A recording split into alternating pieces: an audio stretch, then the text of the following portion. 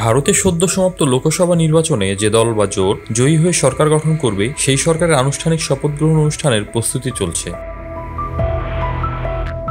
লোকসভার 18তম নির্বাচনে জয়ের ব্যাপারে আত্মবিশ্বাসী ক্ষমতাসীন দল বিজেপি।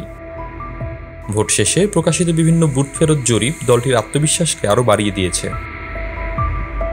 ইতিমধ্যেই বিজেপি টানা তৃতীয় দফার বিজয় উদযাপনের পরিকল্পনা করে ফেলেছে। তারা একটি রাজনৈতিক অনুষ্ঠান করতে যাচ্ছে। অনুষ্ঠানটি সপ্তাহান্তে হতে পারে।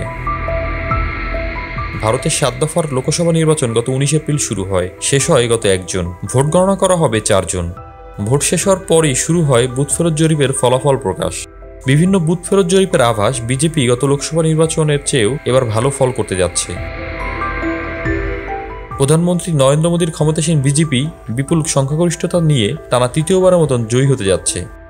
বিজেপি ও তার মিত্ররা লোকসভার 543 আসনের মধ্যে 350 থেকে 380টি আসন পেতে পারে। তবে এসব বুথ ফেরত জরিপের পূর্বাভাস নাকচ করেছে বিরোধী ইন্ডিয়া জোট। নতুন সরকারের প্রধানমন্ত্রী সহ অন্য মন্ত্রীদের শপথ গ্রহণ অনুষ্ঠান হবে রাষ্ট্রপতি ভবনে।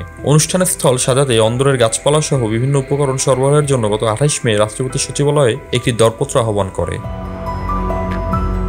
নতুন সরকারের শপথ গ্রহণের দিনই নয়াদিল্লির প্রগতি ময়দানে রাজনৈতিক অনুষ্ঠান করতে পারে বিজেপি। এই অনুষ্ঠানে বিদেশি সরকারগুলোর প্রতিনিধি সহ 8 থেকে 10,000 ব্যক্তি উপস্থিত থাকতে পারেন। ডেস্ক রিপোর্ট, ভোরের পাতা।